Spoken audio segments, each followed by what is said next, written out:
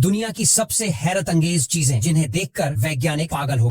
Japan के लोग काफी ज्यादा होशियार हैं और जापान में आए दिन नई नई तकनीक का इस्तेमाल किया जाता है और इन्हीं नई तकनीक में से एक है डाइसुकी ट्री कटिंग तकनीक। आपको बता दें, इस तकनीक में यह लोग पेड़ को काटकर लड़कियां भी प्राप्त कर लेते हैं और पेड़ भी पूरी तरह से नहीं कटता है। जी हाँ, आपको बता दें, ये लोग इस तकनीक में पेड़ को जड़ से नहीं काटते हैं बल्कि पेड़ों की कुछ शाखाएं काट लेते हैं। उसके बाद उसे पेड़ की कई सालों तक देख रेख करते हैं, जिससे पेड़ के तने से कई सारे पेड़ और भी निकल आते हैं, जिससे इन लोगों को लकड़ी भी प्राप्त हो जाती है और पेड़ की भी कोई भी कमी नहीं होती। चीन में जो लड़कियां कम पढ़ी लिखी होती हैं, उनकी जिंदगी काफी ज्यादा कठिन होती है, क्योंकि कम पढ़ी लिखी लड़कियों को चीन में कोई भी काम नहीं दिया जाता है। इसीलिए चीनी लड़कियों खेती करती हैं और यह चीनी लड़की इतनी ज्यादा होशियार होती है कि यह बहुत ही एडवांस लेवल पर फसलों को उगाती है। जी हाँ, यह लड़कियां कई तरह की एडवांस टेक्नोलॉजी के साथ फसल को उगाती हैं, जिससे इन्हें काफी ज्यादा मुनाफा होता है और इन्हें कोई भी काम की आवश्यकता नहीं पड़ती। ये हथौड़े की नाक वाली एक शरक है, जिसकी नाक बिल्कुल हथौड़े की तरह ही होती है और आपको बता दें, इसकी आंखें भी साइड में ही मौजूद होती हैं, जिससे इसकी निगाह चील से भी तेज है। जी हाँ, क्योंकि इन मछली की आंख काफी अनोखी पोजीशन पर मौजूद है, जिससे इन मछलियों को 360 डिग्री दिखता है, यानी कि यह मछलियां चारों ओर आसानी से देख सकती हैं और यही वजह है कि यह समुद्र के अंदर आसानी से शिकार वगैरह कर लेती है। और वैज्ञानिकों का मानना है कि यह मछलियां पहले ऐसी बिल्कुल भी नहीं थी, बल्कि इन्होंने समय के साथ साथ अपने आप को इस तरह का कर लिया है। हाल ही में एक ऐसा रोबोट लॉन्च किया गया है जिसे देखकर लगता ही नहीं कि यह कोई रोबोट है। दरअसल इस रोबोट को द न्यू ब्लू रोबोट का नाम दिया गया है और इस रोबोट की सबसे खास बात यह है कि इसको कई स्पेशल तकनीक के इस्तेमाल से बनाया गया है। और आपको बता दें, इस रोबोट को किसी अकेली कंपनी ने नहीं बल्कि 3 कंपनियों ने मिलकर बनाया है और इसमें सबसे खास बात यह है कि ये हर एक चीज कर पाता है। जी हाँ, चाहे वह बल्किंग हो या डांसिंग, ये एडवांस रोबोट हर एक चीज को इस तरह से करता है कि इसे देखकर लगता ही नहीं कि यह कोई रोबोट कर।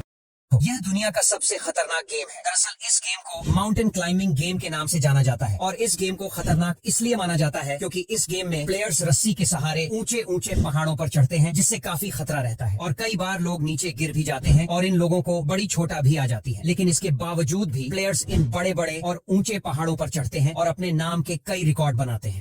देखो, यह एक ऐसी ट्रेन है जिसमें आप चाहकर भी नहीं बैठ सकते। दरअसल इस ट्रेन को डॉक्टर ट्रेन के नाम से जाना जाता है और आपको बता दें, ये ट्रेन जापान के शहरों में चलाई जाती है। इस ट्रेन में सिर्फ और सिर्फ ट्रेन चालक और इंजीनियर लोग बैठते हैं। ये ट्रेन को जापान में ट्रक वगैरह की जानकारी लेने के लिए बनाया गया था। जी हाँ, पटरी पर यह ट्रेन चलती है और पटरी के हर एक चीज की देखरेख करती है। इसीलिए इस ट्रेन में पैसेंजर को नहीं बैठाया जाता है बल्कि इंजीनियर को बैठाया जाता है, जो ट्रैक की जांच कर। मैं दावे के साथ कह सकता हूँ, आपने आज से पहले इस तरह का प्याज कभी भी नहीं देखा होगा। दरअसल यह प्याज की एक खास किस्म है जो देखने पर नॉर्मल प्याज की तरह ही लगता है और इसका ऊपरी छिलका भी बिल्कुल गुलाबी नॉर्मल प्याज की तरह ही होता है। लेकिन जैसे ही इसके ऊपरी छिलके को उतारा जाता है तो यह प्याज सफेद कलर का निकलता है। जी हाँ, यह प्याज की एक खास किस्म है जिसका रंग सफेद होता है और यह खाने में काफी ज्यादा फायदेमंद होता है। देखो कैसे हम लोगों को पागल बनाया जा रहा है। दरअसल जब हम लोग नए टायर को लेने के लिए जाते हैं तो वहीं दुकान पर हम लोग पुराने टायर को भी बेच देते हैं। लेकिन आपको जानकर हैरानी होगी कि पुराने टायर से भी यह लोग नए टायर जितनी कमाई कर लेते हैं। जी हाँ, पुराने टायर के साथ ये लोग टायर रिट्रेडिंग नाम की तकनीक का इस्तेमाल करते हैं। सबसे पहले ये लोग टायर को अच्छी तरह से साफ कर लेते हैं और उसके ऊपर रबर की एक लेयर को चढ़ा देते हैं, जिससे फिर से एक नया टायर बनकर तैयार हो जाता है। हालांकि यह टायर इतना मजबूत नहीं होता है। आजकल इंटरनेट पर इस तरह की वीडियो काफी ज्यादा वायरल हो रही है। दरअसल इस वीडियो में ये लोग अनोखी आर्ट को बनाते हैं। आपको बता दें, आर्टिस्ट लोग रूबिक क्यूब की मदद से लोगों के चेहरे को बनाते हैं। इसमें काफी ज्यादा मेहनत लगती है। जी हाँ, ये लोग एक एक करके रंग को चुनते हैं और चुनने के बाद चेहरे का आकार बनाते हैं, जिससे काफी ज्यादा मेहनत और एफर्ट्स लगती है। और जब ये आर्ट तैयार हो जाती है तो ये काफी ज्यादा खूबसूरत लगती है और इस आर्ट में इन आर्टिस्ट के मेहनत भी दिखती है। इसीलिए इस आर्ट को काफी महंगा माना जाता है।